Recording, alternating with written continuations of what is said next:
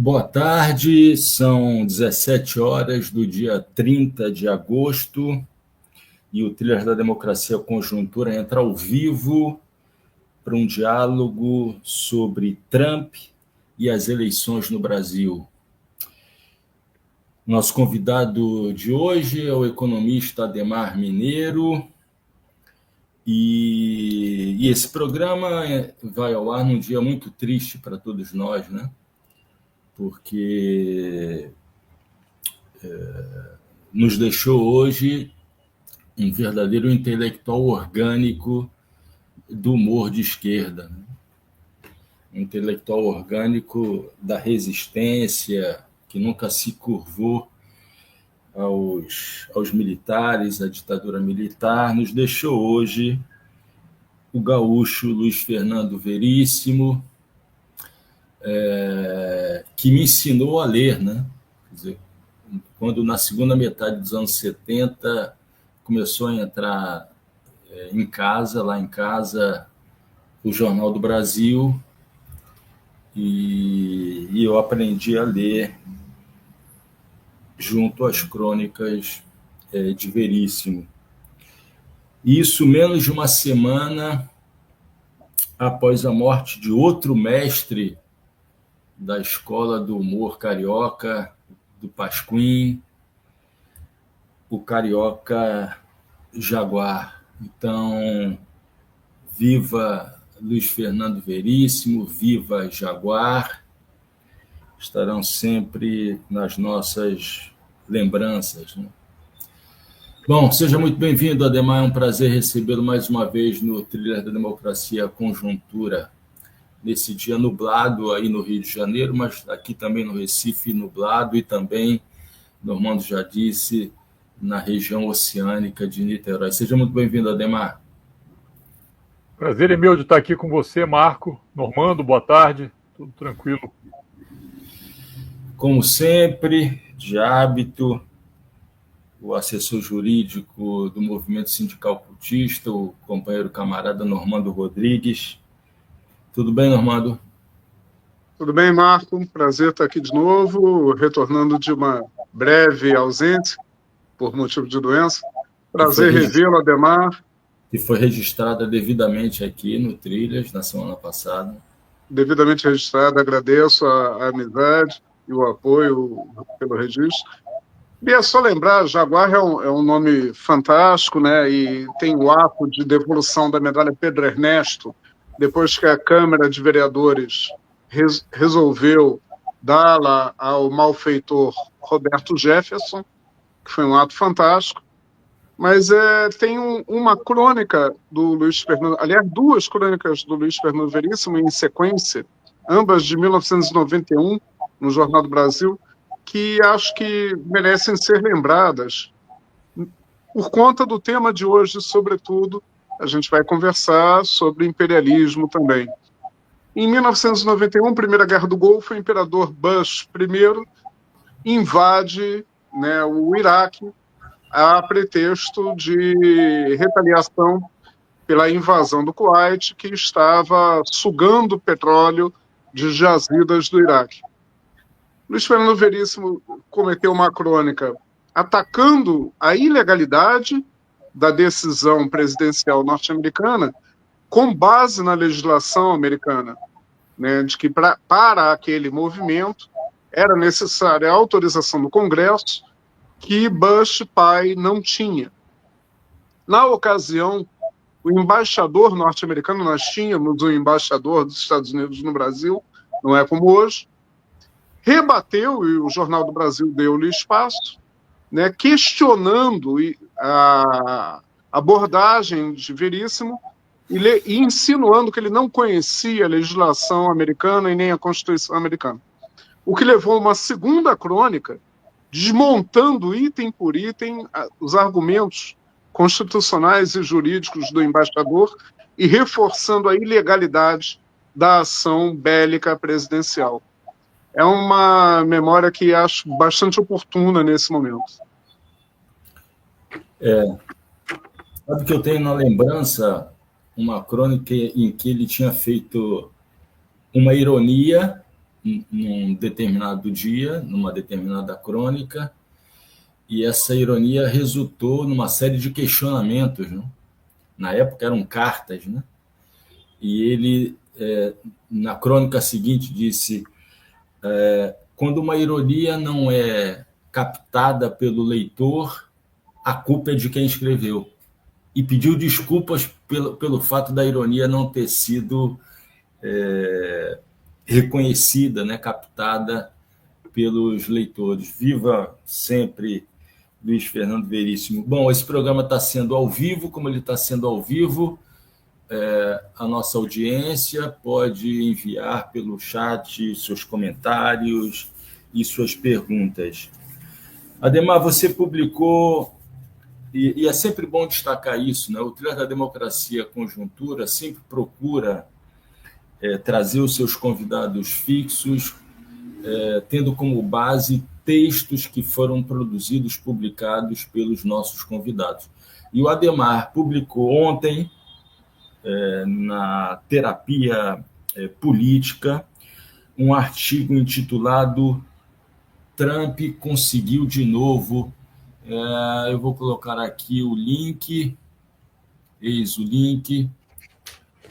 Trump conseguiu de novo, então quem quiser acessar esse texto, que vai ser, na verdade, a base sobre a qual vai se dar esse diálogo, é só entrar no terapiapolitica.com.br. Trump conseguiu de novo. E, Ademar, nesse texto, eu gostaria primeiro de que o nosso diálogo girasse em torno disso.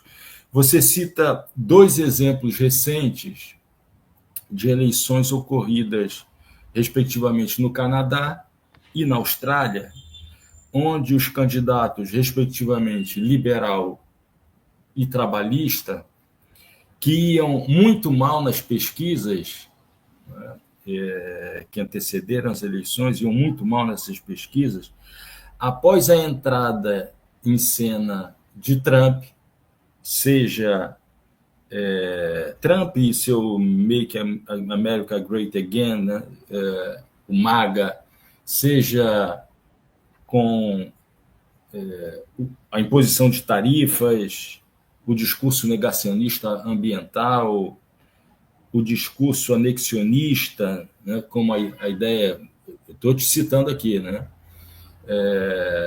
como o discurso de que o Canadá se transformaria no 51º estado dos Estados Unidos da América. Tudo isso conseguiu virar o jogo e fazer com que se fossem reeleitos os partidos, né, que estavam no governo, seja os liberais no Canadá, seja os trabalhistas na Austrália, derrotando forças políticas conservadoras, de direita, de extrema-direita. E isso demonstra e essa é uma pergunta que eu te faço aqui, Ademar. Isso demonstra o cometimento de um erro político por parte de Trump, quer dizer, um erro no cálculo que foi feito, ou será que, imaginando aqui um jogo de xadrez, imaginando também um pouco de teoria conspiratória, que tempos atrás eu sempre questionava, né, a existência de teorias conspiratórias, e cada vez mais eu acredito que existem conspirações muito bem articuladas, né? Como é que dizem por aí? Pero que lazai, lazai. Exatamente isso. Foi um cometimento de um erro brutal de cálculo político, ou, na verdade, um jogo de xadrez em que a gente ainda pode esperar uma jogada inesperada, um checkmate nesse tabuleiro da política internacional? Falei muito, por favor, Ademar, agora você com a palavra. Bom, Marco, a primeira coisa eu queria me somar às considerações que vocês fizeram sobre o Luiz Fernando Veríssimo. Eu acho que também foi uma grande perda, uma perda para a literatura brasileira, uma perda para os quadrinhos brasileiros, uma perda para a torcida do Internacional, uma perda para a esquerda em geral, eu acho, para um pensamento crítico no Brasil, né? E lembrar, inclusive, ao Normando, o Luiz Fernando ele é filho do Érico Períssimo, de um grande escritor, né? Que morou nos Estados Unidos. Então, eu acho que os diplomatas americanos não pegaram a informação toda. O Veríssimo, na verdade, morou anos da infância e da adolescência dele nos Estados Unidos e deve conhecer muito bem os Estados Unidos e o espírito dos americanos. Talvez até tenha feito uma provocação e o embaixador acabou caindo na provocação. Marco, sobre o que você pergunta, eu acho que a principal questão é que o Trump não considera o quadro internacional. Ele, na verdade, tem uma visão muito autossuficiente sobre o poder dos Estados Unidos, né? Eu acho que, hoje em dia, considera apenas a China, pelo tamanho econômico, pela possibilidade econômica de confrontar os Estados Unidos, né? E a Rússia pelo potencial nuclear. Então, eu acho que a visão internacional do Trump se restringe muito a isso, e sobre todo o resto, ele acha que os Estados Unidos pode fazer exatamente o que quiser e não tem muita preocupação dos estragos que ele pode causar. Até porque, como ele adota políticas muito nacionais, né, muito voltadas para os Estados Unidos, né, e fala para o público americano, né, ele acaba fazendo estragos, né? Um orangotango numa loja de porcelanas, né? Acaba fazendo estragos no cenário internacional. Com os Estados Unidos e o Canadá, na verdade, antes de tomar posse, né, ele ganhou a eleição em novembro, eu acho que logo em seguida ele começa a falar sobre o Canadá, né? Aliás, começa a falar do Canadá, do Panamá e da Groenlândia, né? Era o tripé que ele insistiu na época, comprando uma série de brigas, né? Porque a Groenlândia, na verdade, é parte da Dinamarca, que é parte da União Europeia. Então ele estava comprando lá uma briga indireta com a União Europeia, não, com o interesse americano de garantir terras raras e de evitar que esses minerais caíssem na mão dos chineses, que já têm exploração por lá. Né? Então, E no caso do Canadá, eu acho que ele foi ainda mais desastroso, porque colocou essa história e deixou o primeiro-ministro canadense da época, Justin Trudeau, uma saia justíssima, né? Não deixando, aliás, para os canadenses outra opção que não assumir um discurso nacionalista que eu nem sei se em alguma época existiu no Canadá, né? Porque o Canadá passa de uma colônia inglesa a um país de grande dimensão geográfica, mas com uma população muito pequena e um satélite dos Estados Unidos. Né? Existe uma integração muito grande do ponto de vista produtivo entre os dois países. Né? Toda a parte do cinturão industrial do Canadá, na verdade, está colado com os Estados Unidos. Né? E mesmo o Canadá francês é totalmente colado ali em Nova York, no estado de Nova York. Né? Você pode ir de trem razoavelmente rápido de Nova York a Quebec. Né?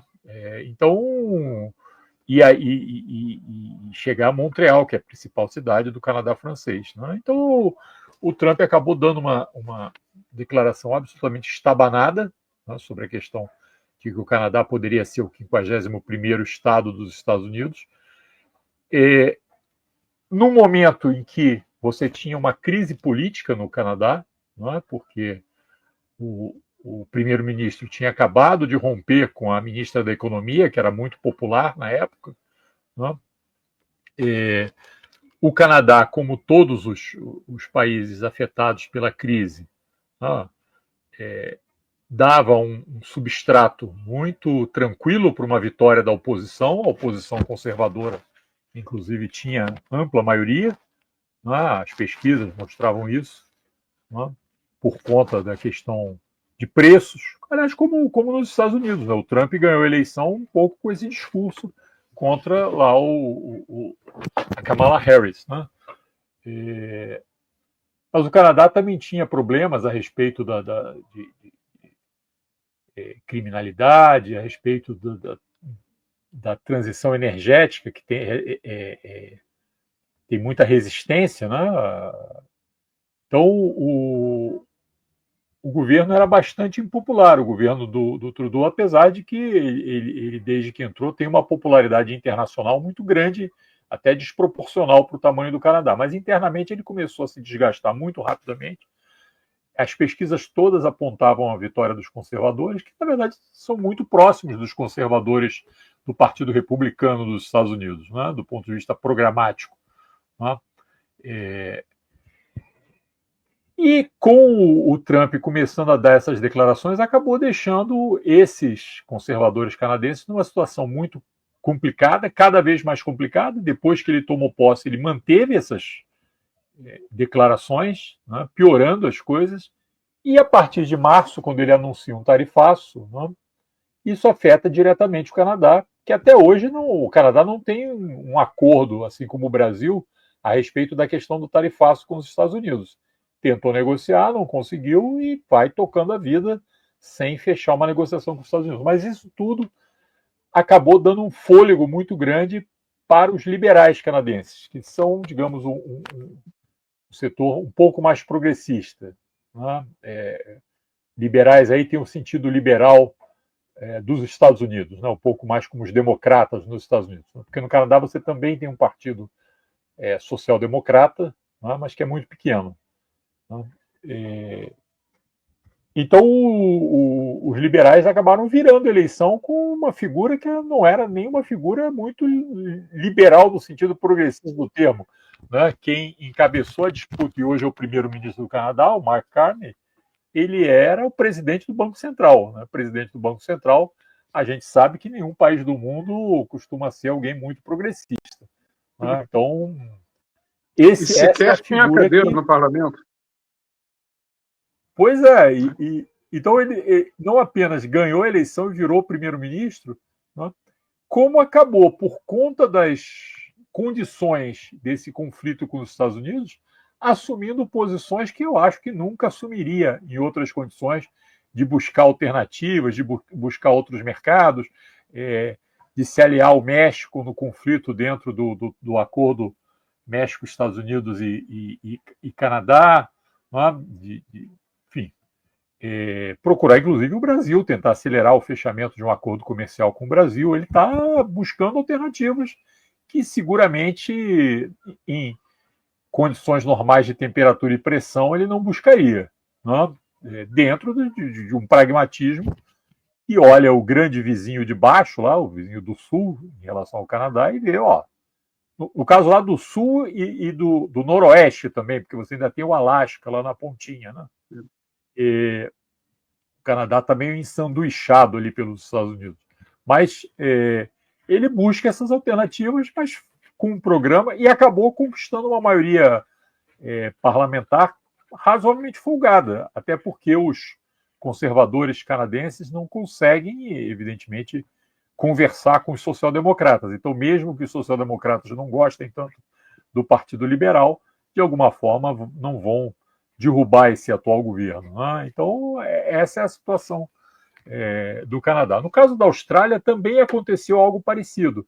Nas eleições do Canadá foram no final de abril, né? Portanto, já depois do primeiro tarifaço do Trump anunciado e negociado, né? E as da Austrália foram no começo de maio, né? Foram algumas semanas depois, 2 ou 3 semanas depois. Né? Lá acontecia também no caso lá são mais partidos, né? Tinha uma aliança entre o Partido Nacional e o Partido Conservador, né? Contra o Partido Trabalhista, né? Que é social-democrata. Né? O Partido Trabalhista no governo, mas também desgastado pela questão de preços, desgastado pela situação local, né? Pelas questões internas, né?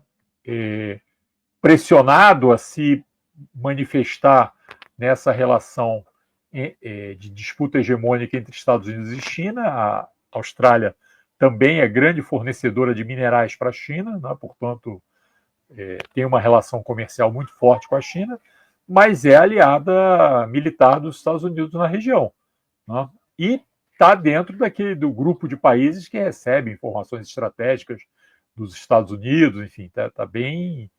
É um grupo seleto de países anglo-saxões que tem relações geopolíticas e militares muito próximas.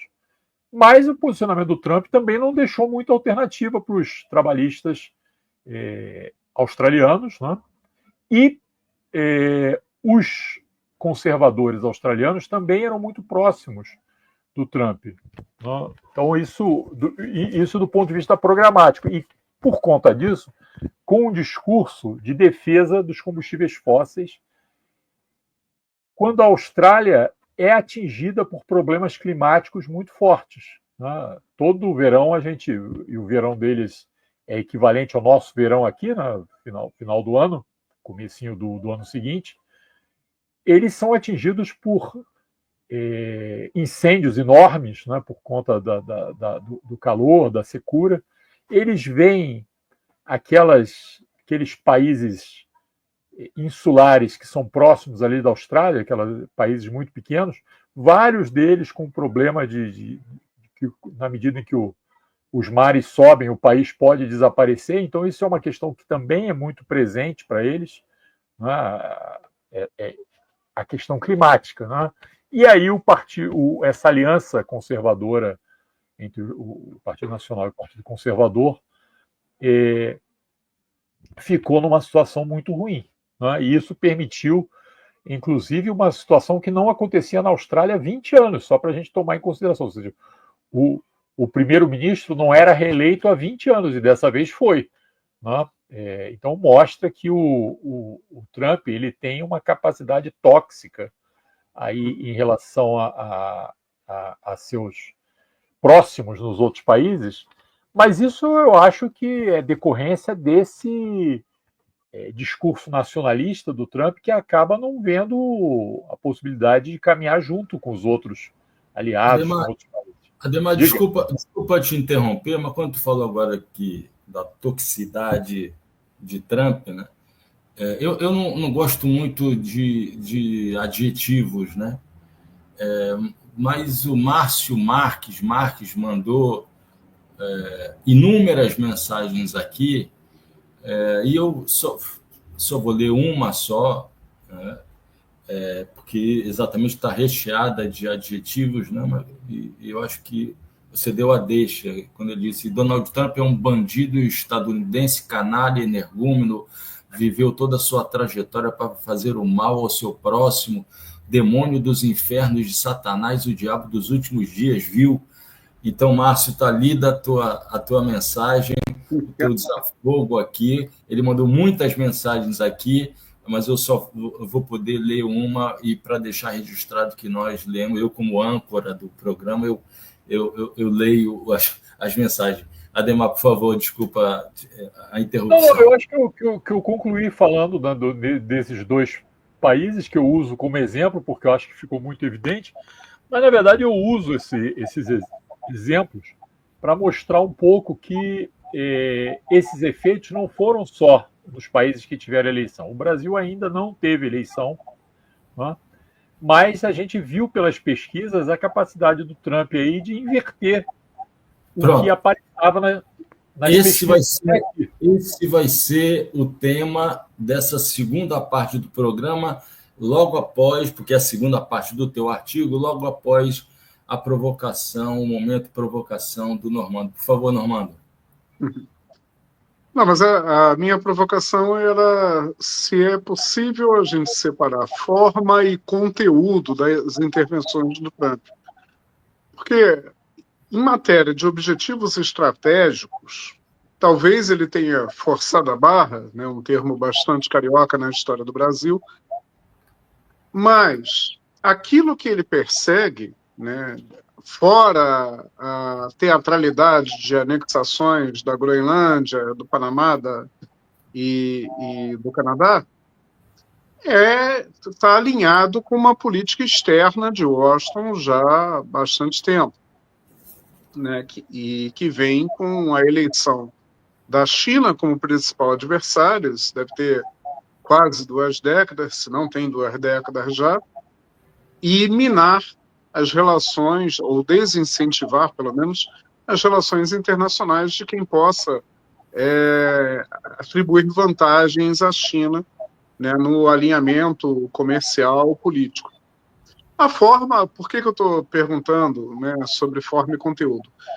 Porque me parece que a grande diferenciação do Trump é a forma, né, é o jeito mafioso de fazer a política externa, como o Don Corleone com ofertas irrecusáveis, né, o que desagradou uma sequência de chefes de Estado, e numa rememoração rápida, né, saíram do Salão Oval dizendo que nunca foram tão destratados na vida, o chanceler alemão, né, a própria Ursula von der Leyen, vários chefes de Estado de África, né, e de outras nações. Não, entre os quais o presidente da África do Sul, né? Entre os quais o presidente Ramaphosa, da África do Sul, né, o presidente da Libéria foi na mesma linha, dizendo que ficou chocado que o Trump não tinha tido a menor preocupação de sequer saber que os Estados Unidos é que tinham criado a Libéria, né? Sim. E nessa questão toda, me parece que tem a figura que o Ademar pintou do orangotango na loja de porcelanas. Antigamente a gente falava muito do paquiderme eufórico na loja de cristais, né? Volto à questão. Me parece que a forma é o inusitado, não necessariamente o conteúdo da política. Mas só para fazer essa provocação, porque eu acho que a segunda parte aí, para a gente chegar no Brasil, é bem interessante. Ademar, eu acho que tem alguma nuance quanto ao conteúdo também. Ou seja, a posição, por exemplo, em relação ao multilateralismo, né, eu acho que é uma posição meio própria do Trump. Né? O Biden, evidentemente, com a coisa de país hegemônico, que os Estados Unidos sempre têm, mas ele teve alguma preocupação, né, em manter uma consulta, pelo menos, com os países europeus. Né? Ele tinha algumas preocupações nesse sentido, né? Não no âmbito econômico e comercial. No âmbito comercial, ele continuou, em relação ao OMC, praticamente a mesma política que o Trump tinha iniciado antes. Né? E que, na verdade, o Trump radicalizou o que Obama já tinha começado, né? Que era uma política mais protecionista e de esvaziamento da OMC. Né? Mas alguma preocupação com o multilateralismo ainda se manteve. Né? Então, digamos, até por conta dessa disputa com a China, né, que eu acho que é o pano de fundo, e aí você tem absoluta razão, todos têm esse conteúdo, né, de perceber essa disputa hegemônica com a China, mas no governo do Biden e também anteriormente no governo do Obama, se buscava fazer essa disputa com alguma preocupação com os aliados, até porque, digamos, nessa disputa se precisará de aliados. Né? No caso do Trump, a despreocupação é evidente, ou seja, ele atropela eventuais aliados. Os europeus, eu acho que ficaram numa situação complicadíssima, tanto a própria União Europeia, né, essa de obrigar a Ursula von der Leyen a ir até o campo de golfe dele lá na Escócia para conversar sobre o tarifaço, foi meio humilhante, né? Mas isso vale também para o governo trabalhista da Inglaterra, né? Que não é mais da União Europeia, está dentro desse grupo pequeno aí de anglo-saxões que recebem, inclusive, essa assessoria e as informações sigilosas que os Estados Unidos têm nas questões de segurança, etc., etc., e que foi absolutamente destratado também. Né? Então, assim como a Suíça, né? a sempre neutra, né? Suíça e tão preocupada em se manter lá na sua posição, né? Essa coisa do tarifaço foi abalroada também. Né? Então, tem só para pegar, digamos, 3 polos diferentes aí dentro da Europa. Né? Então, o conjunto de países da União Europeia, aí a gente inclui especialmente a França e a Alemanha, né? A própria Inglaterra e a Suíça, né? Só para ver, digamos, 3 países que foram absolutamente maltratados, né? No caso da União Europeia, um grupo de países, né? Mas a Austrália, como eu falei, o Canadá, né? Fora a América Latina, que o discurso é o discurso aí do quintal dos Estados Unidos mesmo, né? Não tem nenhuma preocupação em moderar esse discurso. Né? E agora, com essa política de trabalhar a respeito do narcotráfico, pode, inclusive, justificar intervenções militares, né? Pela América Latina. Ademar, Normando, o chat está muito animado. O Anderson Ramos mandou uma mensagem e em off nós falávamos exatamente disso, né? Mas eu faço questão de ler a mensagem enviada pelo Anderson Ramos.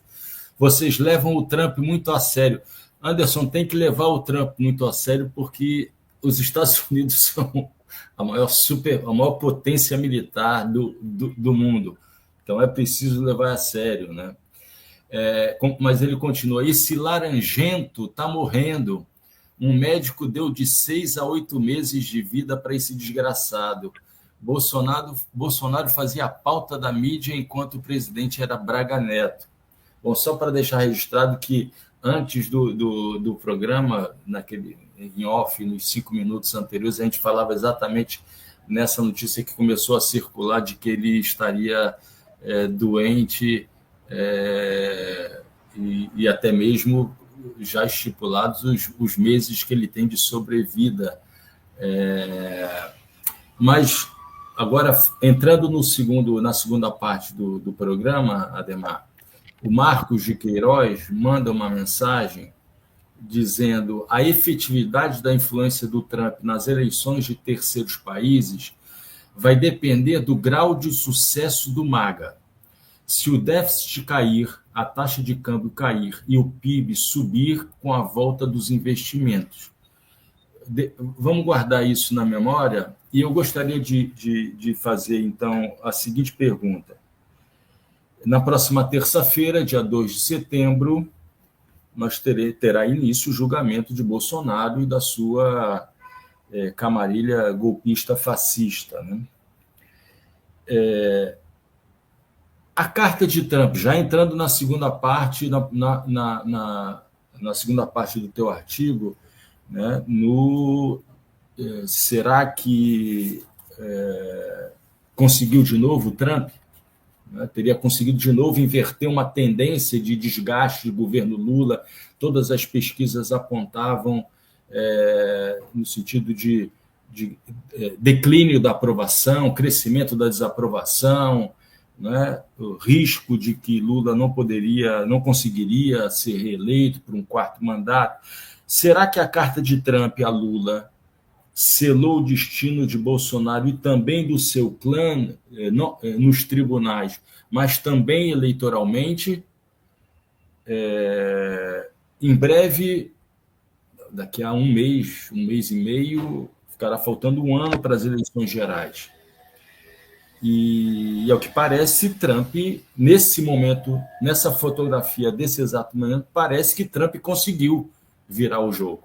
Né? Se a gente tirasse uma fotografia agora, a resposta ao teu artigo seria sim, ele conseguiu. Ele conseguiu repetir o que aconteceu no Canadá, na Austrália, aqui em terras brasileiras. Eu queria que tu agora tratasse dessa segunda parte do teu artigo, né? Das probabilidades de que, pensando a realidade atual de hoje, se realmente houve uma virada, né, no jogo, na corrida político-eleitoral, nas disputas, até mesmo na correlação de forças existente entre as forças políticas do campo lulista e as forças políticas do campo fascista de extrema-direita. Por favor, Ademar. Eu vou começar por deixar aí as considerações dos tribunais, os efeitos dos tribunais, concordando que tem mais isso do que eu, tá? Então, na minha seara. Mas, a respeito das pesquisas que viram para vocês, eu acho que ficou de evidente. Ou seja, Normando, Ademar, eu estou sentindo falhar um pouco o teu fone, o teu som. Está me ouvindo agora? Agora melhorou muito. Melhorou? Ah, vou segurar aqui o microfone. Mas o que eu estava falando é que, do ponto de vista das pesquisas, eu acho que ficou mais ou menos claro. Não é? Você vinha desde o final do ano passado abrindo aquilo que os analistas de pesquisa normalmente chamam de boca do jacaré, né? Então a diferença entre a desaprovação e a aprovação do governo Lula ia crescendo, e a parte de cima da boca era a desaprovação, né? Então a desaprovação ia crescendo muito rapidamente. Isso inverteu, né? Então isso agora praticamente zerou, equilibrou, ou seja, a boca do jacaré fechou, né? E o que a gente pode ver, talvez em algum tempo aí, é uma inversão dessa bocarra aí do jacaré para frente. Então, como você está falando, quer dizer, nesse momento, além disso, o que a gente viu foi, digamos, colocado o nome do Lula frente a vários candidatos dessa direita no segundo turno, ele, na verdade, ganharia de tudo. Eu acho que isso... E o núcleo familiar do Bolsonaro, na verdade, insistiu em se mexer com uma questão que não é uma questão popular, mas continuam insistindo nessa questão. Desculpa, Ademar, mas voltou a falhar o teu... Tá ouvindo? Agora sim. Tá. Então, a mexida do Eduardo Bolsonaro, não é? A ida dele para os Estados Unidos, a tentativa de mexer com essa questão e de conectar, porque, na verdade, essa questão comercial, ela está generalizada, ela é feita em relação a todo mundo. Tanto a primeira proposta colocada lá em março, como a que voltou agora em julho. Isso é para um conjunto de países. Agora, para cada país foi alguma missiva particular, né? Alguma correspondência particular. No caso do Brasil, você juntou nessa questão comercial, que eu acho que é a questão de fundo que os Estados Unidos está colocando, essa questão do julgamento do Bolsonaro. E aí colocou uma questão sobre a qual o governo federal, pela Constituição brasileira, não tem como se mexer, né? Porque é um processo que está em curso no Supremo Tribunal, né? O governo não tem nada o que fazer, né? Pela questão da autonomia e independência dos poderes, né? Então, você colocou uma questão que não pode ser tratada, né? Não pode ser tratada pelo governo brasileiro, né? Então, eu acho que essa é a primeira questão. E a família, esse núcleo familiar mais próximo do Bolsonaro, insistiu nisso. Ou seja, na verdade, eles tentaram matar outras alternativas que estavam começando a se esboçar, né? E sinalizar, não, nós queremos um candidato muito mais próximos a nós. O Bolsonaro, se for possível, tentaremos fazer isso possível, né? E meio que sinalizam, se não, alguém muito próximo, né? Alguém do núcleo familiar. Eu acho que isso deixou os candidatos que buscam o voto bolsonarista numa situação muito complicada, porque, de um lado, eles não podem, não é, se desfazer do Bolsonaro, porque precisam desse voto do Bolsonaro para tentar se alavancar no processo eleitoral, não é? Agora, por outro lado, ao não se desvencilharem do Bolsonaro, atraem todo o impacto negativo, tanto do golpismo, não é, quanto dessa questão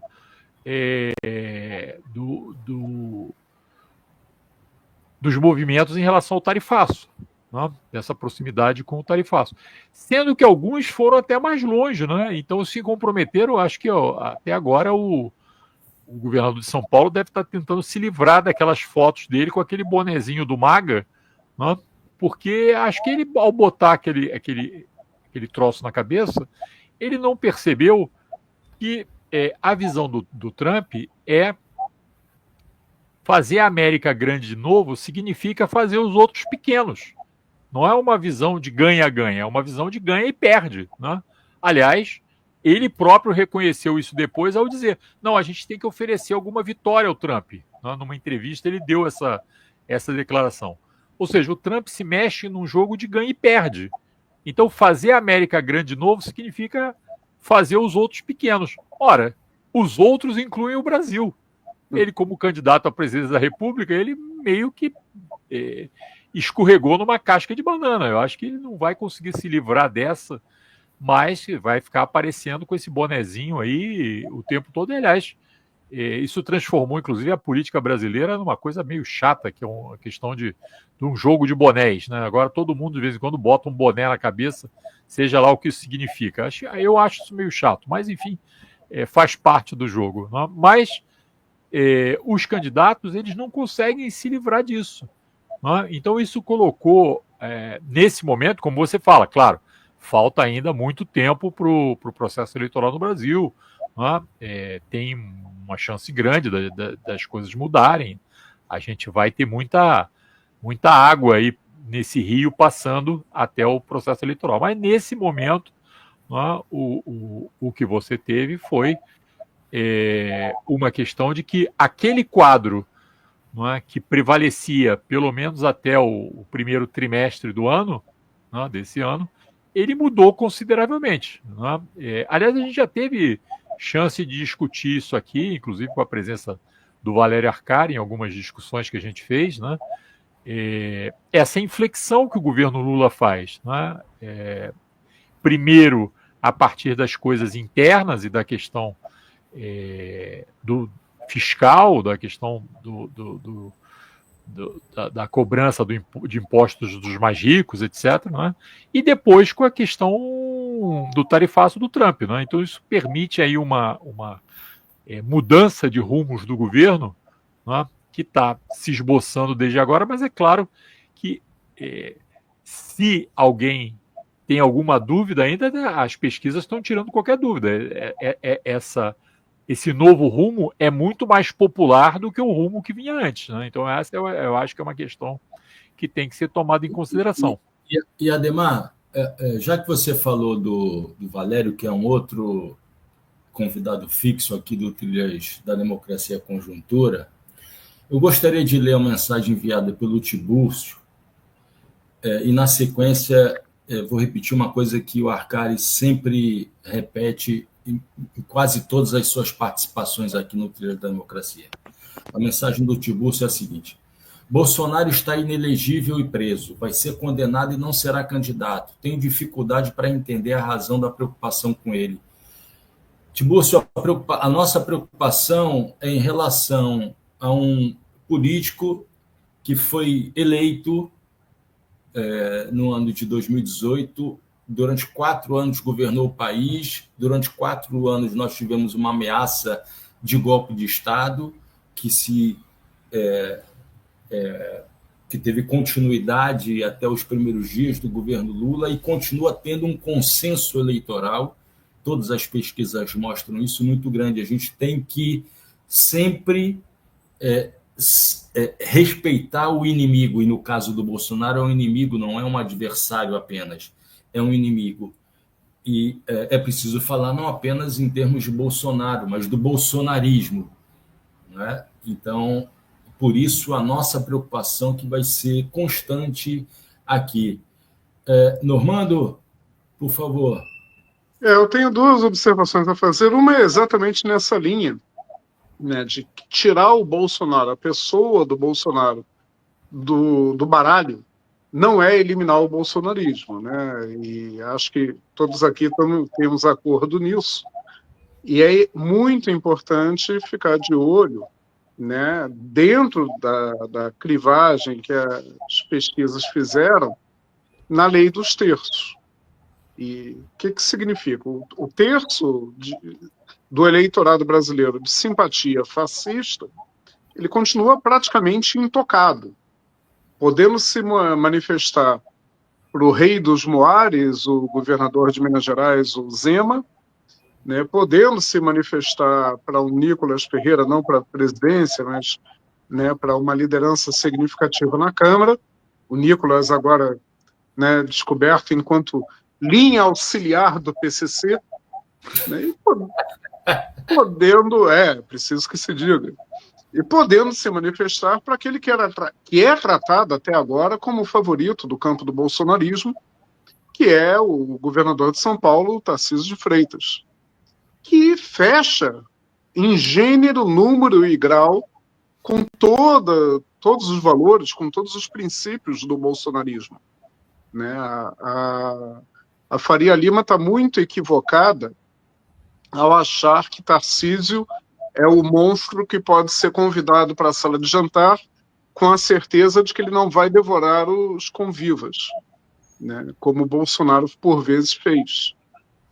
Tarcísio é uma ameaça real e é ungido não só pela Faria Lima, né, que a gente sabe o que é, né, mas pelos grandes meios de comunicação, e apontado, né, como favorito dentre os próprios governadores, né, que orbitam o bolsonarismo, como Caiado e como explicitamente, mais recentemente, o Leite, Eduardo Leite, governador do Rio Grande do Sul, que no início dessa semana que se encerra hoje, né, parece que sinalizou a autoproclamação a serviço do Tarcísio, dizendo que o Tarcísio é o melhor nome do campo conservador.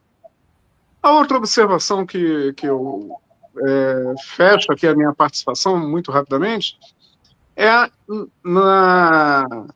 no binômio, né, nacionalismo e entreguismo. A gente voltou àqueles breves anos de democracia brasileira entre 1946 e 1964, em que esse era um dos debates fundamentais ante as escolhas e encruzilhadas políticas do desenvolvimento brasileiro. E nesse cenário me chamou muito a atenção da pesquisa Atlas, né, divulgada na prévia da pesquisa eleitoral, com relação à popularidade dos Estados Unidos.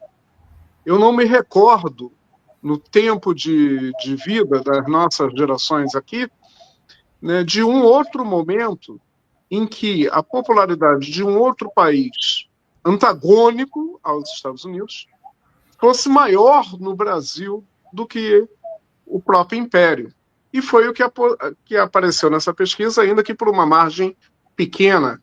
A China teria 54% de simpatia do eleitorado e os Estados Unidos 49%. É evidente que não são números, né, excludentes entre si.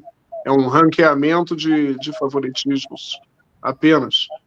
Mas é significativo. No entanto, é significativa essa decadência, mas é ainda um alerta, ou seja, em meio a todos os ataques feitos às instituições brasileiras, à democracia e à soberania nacional, né, 49% da nossa população admira sobremaneira os Estados Unidos e estaria botando bandeira americana na janela se achasse oportuno. Então, essa não é uma partida que está definida, evidentemente. Nenhum de nós disse isso, eu sei disso. Estamos aqui comentando fotografia, e eleição é filme, né? Mas a fotografia do momento ela tem aspectos também preocupantes. Consideradas as leis do terço, estamos quase que equilibrados, e com um terço do meio pendendo ligeiramente para o nosso lado, mas é muito ligeiramente e pode ser muito episodicamente. Ademar, faltam 10 minutos para a gente terminar o programa de hoje e eu gostaria de não fugir do tema, ainda a gente está no tema das eleições, né? Mas se descolar um pouco de Trump. Bom, eu sou carioca de nascimento e estou há 21 anos no Recife. E nessa condição, não posso deixar de expressar minha indignação em relação às declarações do governador de Minas Gerais, Zema, a figura que disse que não é beliscoso, né? E a sua última declaração, será que é a última? É sempre a penúltima, né?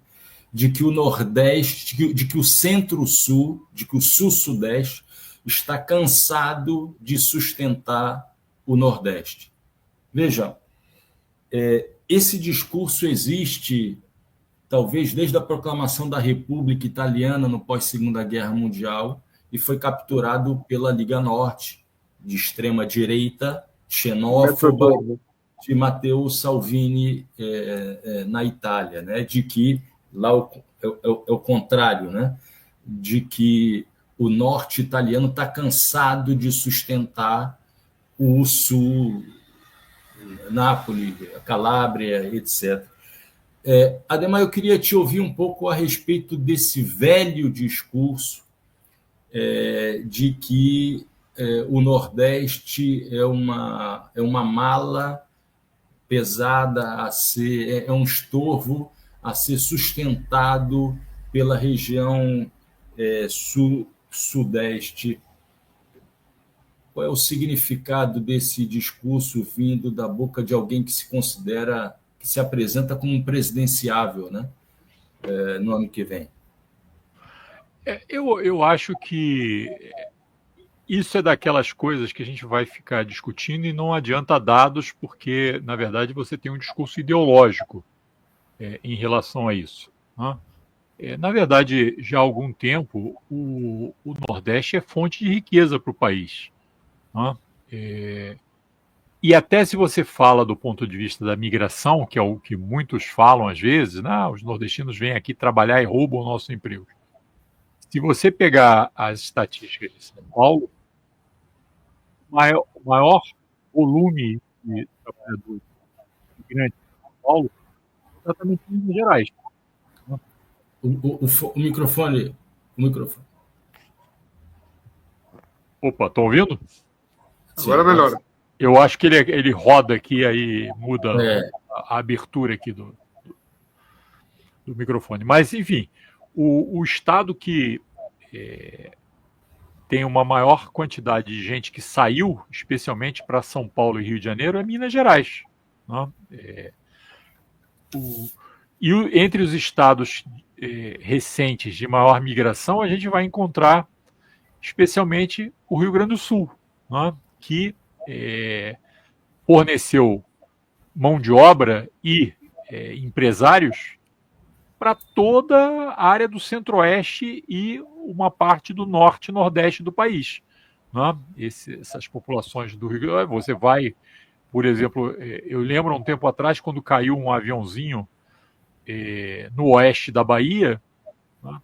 A imprensa foi entrevistar lá e uma mãe com uma criança totalmente sulistas, né? Inclusive com sotaque sulista, dando entrevista, né, a respeito do avião que tinha caído lá na área de... Acho que a cidade chama Luiz Eduardo Magalhães, no oeste da Bahia.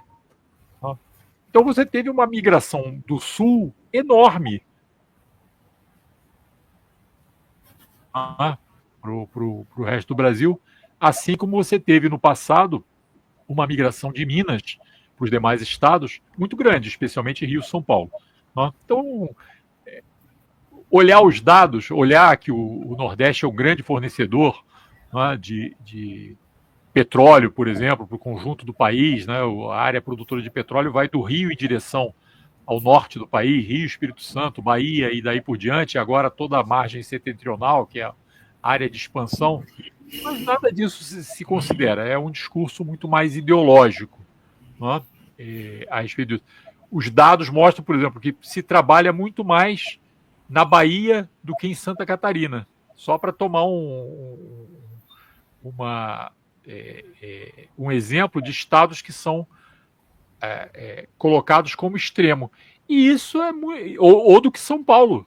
Se trabalha muito mais na Bahia do que em São Paulo. E é evidente, quando você pensa em como funciona a economia desses lugares, tem uma explicação muito simples. A economia é muito mais informal na Bahia. E o setor informal, o cara trabalha da hora que acorda à hora que vai dormir, né? Às vezes 16 horas por dia, né? Enquanto estados como São Paulo e Santa Catarina são muito mais formalizados, têm uma economia muito mais formalizada, e aí trabalha 6 horas por dia, 8 horas por dia, dependendo do setor de atividade econômica. Não é? A pessoa tem carteira assinada, etc, etc. Então, mas não adianta, a discussão não é essa, não é uma discussão de evidências, é uma discussão ideológica, não é? E, Ademar, a Leleja Pinheiro lembra o seguinte: Zema esquece que uma parte de Minas Gerais integra a Sudene para receber dinheiro de estados com região similar ao semiárido nordestino. Exatamente, toda a área ali de Montes Claros em direção ao Nordeste, né, é considerada a área do Nordeste também. Né? Então, mas não, como eu falo, não é uma discussão de evidências. As evidências mostram tudo o contrário. É uma discussão ideológica que é feita. Né?